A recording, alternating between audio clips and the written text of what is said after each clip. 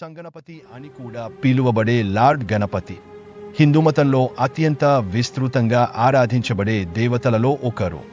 అతని ఏనుగు తల గురించి మరియు అడ్డంకులను తొలగించే అతని పాత్ర గురించి చాలా మందికి తెలుసు.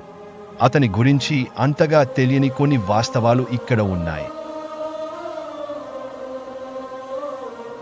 బహుళ రూపాలు. గణపతిని వివిధ ప్రాంతాలు మరియు వర్గాలలో వివిధ రూపాల్లో పూజిస్తారు. గణేశ చతుర్థి పండుగ గణేశుడు లేదా విఘ్నహర్త, అడ్డంకులు తొలగించేవాడు, రూపంలో ఉన్న వ్యక్తి వంటి ప్రతి రూపం దానితో అనుబంధించబడిన ప్రత్యేక లక్షణాలు మరియు కథనాలను కలిగి ఉంటుంది. వేద మూలాలు. గణపతి యొక్క మూలాలు వైదిక సంప్రదాయాలలో పాతుకుపోయాయి. అయినప్పటికీ అతని ప్రస్తుత ప్రతిమ మరియు పురాణాలు తరువాత అభివృద్ధి చేయబడ్డాయి. ఋగ్వేదం గణపతి అనే దేవతను ప్రస్తావిస్తుంది, అయితే పురాణాలలో మరింత వివరంగా గణేష్ విగ్రహం కనిపించింది. వినాయకుని ప్రతీక. అతని ఏనుగు తల ధ్యానం మరియు అజ్ఞాసాన్ని సూచిస్తుంది, అయితే అతని పెద్ద చెవులు వినే సామర్థ్యాన్ని సూచిస్తాయి. అతని ట్రంక్ అనుకూలత మరియు సామర్థ్యాన్ని సూచిస్తుంది మరియు అతని వెరిగిన దంతము త్యాగానికి చిహ్నం. వినాయకుడు సంఖ్యాపరమైన ప్రాముఖ్యత. గణేశుడు తరచుగా 108 సంఖ్యతో సంబంధం కలిగి ఉంటాడు. ఇది హిందూమతంలో పవిత్రమైన సంఖ్యగా పరిగణించబడుతుంది. అతని ఏనుగు తల 4 ప్రధాన లక్షణాలను కలిగి ఉంది. అవి జీవితంలోని వివిధ అంశాలను సూచిస్తాయి. వినూత్న సృష్టి. ఒక కథలో గణేశుడు పార్వతీ దేవి స్నానం చేసేటప్పుడు ఆమెకు కాపలాగా పసుపు ముద్దతో సృష్టించాడని చెప్పబడింది.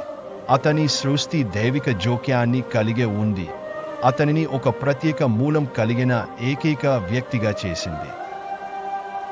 ఖగోళ కుటుంబం.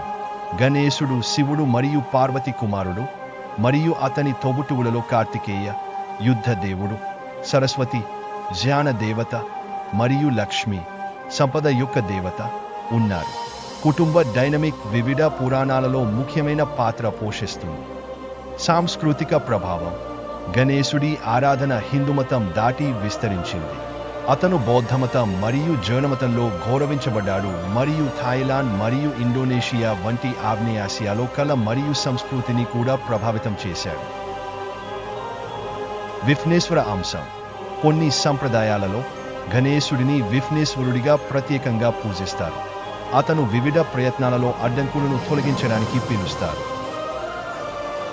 జ్యోతిష శాస్త్ర సంఘం. జ్యోతిష శాస్త్రంలో గణేశుడు బుధుడు గ్రహంతో బంధం కలిగి ఉంటాడు. అతని ప్రభావం మేధస్సు, కమ్యూనికేషన్ మరియు విశ్లేషణాత్మక సామర్థ్యాలను ప్రభావితం చేస్తుందని నమ్ముతారు. ప్రత్యేకమైన వాహనం.